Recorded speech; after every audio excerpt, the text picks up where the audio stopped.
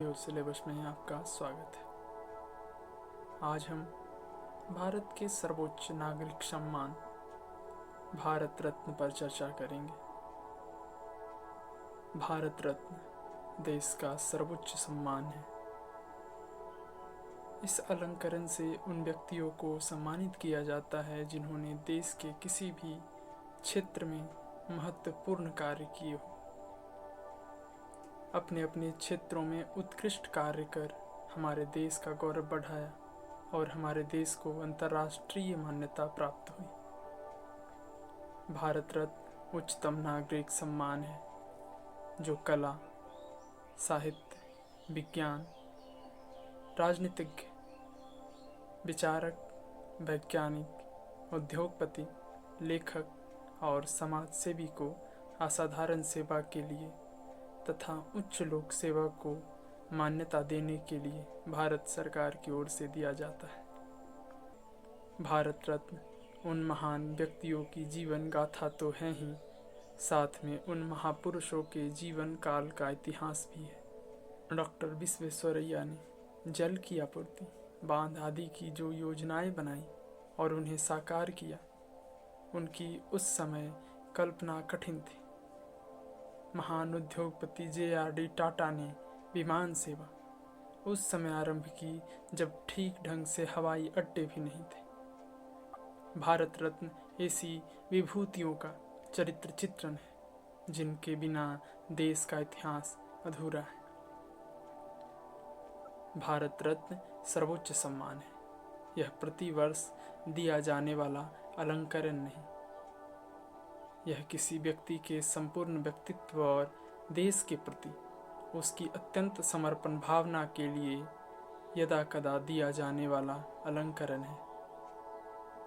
अन्य पुरस्कारों पद्मश्री, पद्म भूषण और पद्म विभूषण आदि से भारत रत्न श्रेष्ठ पुरस्कार है। यह उन आदर्श महान पुरुषों को ही दिया जाता है जिनकी जीवन गाथा पुण्य भागीरथी के समान है, जिसे जानकर एक साधारण मनुष्य अपने आप को पाप मुक्त और निर्मल पाता है। भारत रत्न में ऐसी विभूतियों के दिव्य चरित्र हैं जिन्होंने जीवन को इतनी ऊंचाइयों तक पहुंचाया जहां की कोई कल्पना नहीं कर सकता। संभवतः इकबाल ने ऐसे ही महान पुरुषों के लिए कहा था, खुदी को कर बुलंद इतना कि हर तकदीर से पहले खुदा बंदे से खुद पूछे, बता तेरी रजा क्या है।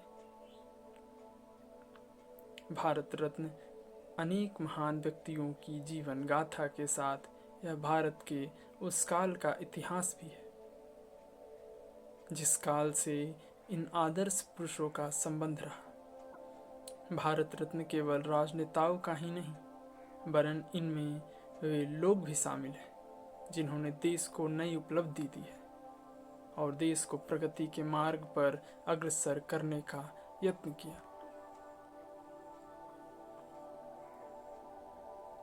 भारत रत्न के स्वरूप इस पुरस्कार के रूप में दिया जाने वाले सामान्य की मूल रूप रेखा 35 मिलीमीटर व्यास वाला गोलाकार स्वर्ण पदक है, जिस पर सूर्य और ऊपर हिंदी भाषा में भारत रत्न और नीचे एक फूलों का गुलदस्ता बना होता है। पीछे की ओर शासकीय संकेत और आदर्श वाक्य लिखा होता है। इसे सफेद फीते में डालकर गले में पहनाया जाता है। 1 वर्ष बाद इस डिजाइन को बदल दिया गया था। तांबे के बने पीपल के पत्ते पर प्लैटिनम का चमकता सूर्य बना दिया गया,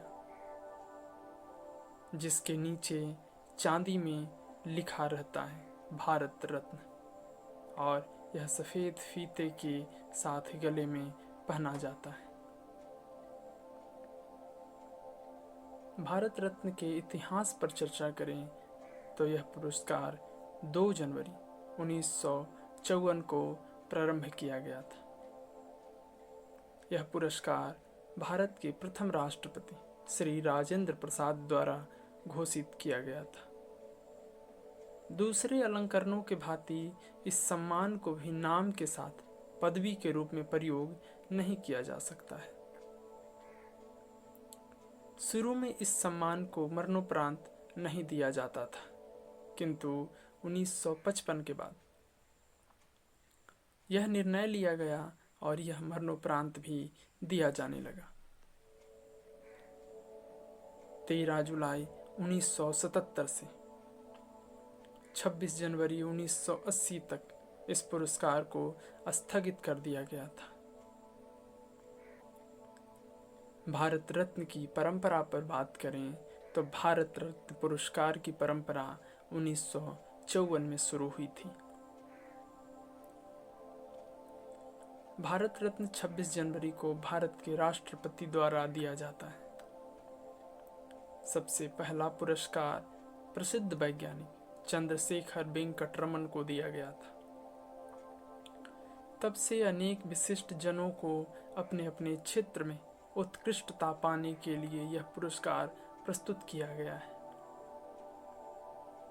जनता पार्टी द्वारा इस पुरस्कार को 1977 में बंद कर दिया गया था, किंतु 1980 में कांग्रेस सरकार ने इसे फिर से दोबारा शुरू किया।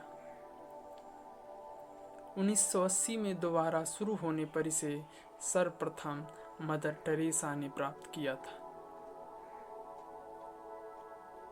हमारे भूतपूर्व राष्ट्रपति डॉक्टर APJ अब्दुल कलाम को भी 1997 में यह प्रतिष्ठित पुरस्कार दिया गया। इसका कोई लिखित प्रावधान नहीं है कि भारत रत्न केवल भारतीय नागरिकों को ही दिया जाएगा। यह पुरस्कार स्वाभाविक रूप से भारतीय नागरिक बन चुकी एग्नेस गोखा बोजाखियो, जिन्हें हम मदर टेरेसा के नाम से जानते हैं, को दिया गया। 2 अन्य अभारतीय इसमें शामिल हैं, जिनका नाम है खान अब्दुल गफार खान और नेल्सन मंडेला। खान अब्दुल गफार खान को 1987 में और नेल्सन मंडेला को 1990 में यह पुरस्कार दिया गया। यह भी अनिवार्य नहीं है कि भारत रत्न सम्मान प्रति वर्ष दिया जाएगा। मरणोपरांत सर्वप्रथम लाल बहादुर शास्त्री को भारत रत्न से सम्मानित किया गया था। श्री सत्यपाल आनंद ने राजीव गांधी को मरणोपरांत भारत रत्न देने की प्रक्रिया को मध्य प्रदेश उच्च न्यायालय में चुनौती दी थी। भारत रत्न के कुछ विरोधाभास भी मौजूद हैं। स्वतंत्रता सेनानी नेताजी सुभाष चंद्र बोस को 1992 में भारत रत्न से मरणोपरांत सम्मानित किया गया था, किंतु उनकी मृत्यु विवादित होने के कारण अनेक प्रश्नों को उठाया गया था। अतः भारत सरकार ने इस पुरस्कार को वापस ले लिया था। यह पुरस्कार वापस लेने का यह एकमात्र उदाहरण है। स्वतंत्र भारत में प्रथम शिक्षा मंत्री मौलाना अबुल कलाम आज़ाद को जब भारत रत्न दिया गया तो उन्होंने इसका विरोध किया। उनका विचार था कि इसकी चयन समिति में रहे व्यक्तियों को यह सम्मान नहीं दिया जाना चाहिए। 1992 में उन्हें मरणोपरांत भारत रत्न दिया गया। अब हम चर्चा करते हैं किसे मिलता है भारत रत्न। देश का सर्वोच्च सम्मान भारत रत्न किसे मिलेगा, इसके लिए नाम की सिफारिश प्रधानमंत्री करते हैं, जिसके बाद राष्ट्रपति उस शख्स को सम्मानित करते हैं। सम्मान के लिए ऐसे शख्स के नाम की सिफारिश की जाती है जिसकी उपलब्धियां अतुलनीय हो, जिससे लोग वाकिफ हों, जो देश के लिए अहम हो। भारत रत्न में क्या क्या मिलता है, इस पुरस्कार में आखिर प्राप्त क्या होते हैं। चयनित व्यक्ति को भारत के राष्ट्रपति प्रमाण पत्र और पदक देकर सम्मानित करते हैं, जिस पर उनके हस्ताक्षर होते हैं। प्रमाण पत्र को सनद कहते हैं। वहीं पीपल के पत्ते के आकार वाले पदक के एक तरफ प्लेटिनम का चमकता सूर्य और पीछे की तरफ अशोक स्तंभ होता है। सरकार की तरफ से जारी जानकारी के मुताबिक एक भारत रत्न पदक और उसके बॉक्स सहित मिनिएचर की कुल लागत 2,57,732 रुपये है। इस सम्मान के साथ किसी भी तरह की कोई धनराशि नहीं दी जाती। हालांकि यह जरूरी नहीं है कि हर साल भारत रत्न की घोषणा की जाए। सन 1954 में जब इसकी शुरुआत हुई तो इसे केवल जीवित लोगों को दिया गया, लेकिन अगले ही साल यानी 1955 में इसे मरणोपरांत देने की शुरुआत हुई। एक साल में 3 से ज़्यादा भारत रत्न नहीं दिया जाता है। आमतौर से यह सम्मान 26 जनवरी को दिया जाता है। इससे पहले केंद्र सरकार सम्मानित होने वाले शख्स के नाम की घोषणा करती है। इसके लिए बाकायदा राजपत्र के जरिए नोटिफिकेशन जारी किया जाता है। 2024 में कर्पूरी ठाकुर से पहले यह सम्मान 2019 में प्रसिद्ध गायक और संगीतकार भूपेन हजारिका को दिया गया था। भारत रत्न में मिलने वाली सुविधाओं। भारत रत्न सम्मान पाने वाले शख्स को कई सुविधाएं मिलती। ये वे सुविधाएं होती हैं जो उन्हें वीवीआईपी की कैटेगरी में लाकर खड़ा कर देता है। इन्हें सरकार की तरफ से कई सुविधाएं मिलती, जैसे रेलवे की तरफ से मुफ्त यात्रा की सुविधा मिलती है। केंद्र सरकार इन्हें वारंट ऑफ प्रेसिडेंस में जगह देती है। यह वो प्रोटोकॉल है जो राष्ट्रपति, उपराष्ट्रपति, प्रधानमंत्री, राज्यपाल, पूर्व राष्ट्रपति, उप प्रधानमंत्री, मुख्य न्यायाधीश, लोकसभा अध्यक्ष, कैबिनेट मंत्री, मुख्यमंत्री, पूर्व सीएम और संसद के विपक्ष के नेता को मिलता है। वारंट ऑफ प्रेसिडेंस प्रोटोकॉल के जरिए ही यह तय किया जाता है कि सरकारी कार्यक्रमों में कौन आगे बैठेगा और कौन पीछे। इसके अलावा इन्हें डिप्लोमेट पासपोर्ट मिलता है। किसी राज्य के सरकारी गेस्ट हाउस में रुकने की सुविधा मिलती है।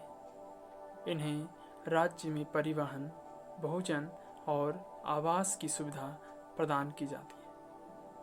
सम्मान पाने वाले शख्स को भारतीय राजनयिकों और शीर्ष रैंकिंग वाले सरकारी अधिकारियों को मैरून कवर वाला डिप्लोमेटिक पासपोर्ट मिलता है। इसके साथ ही ताउम्र मुफ्त हवाई यात्रा करने की सुविधा मिलती है। आज के लिए इतना ही। मिलते हैं फिर से एक नए एपिसोड में नए बिंदु के साथ। तब तक के लिए अपना ख्याल रखिए। धन्यवाद।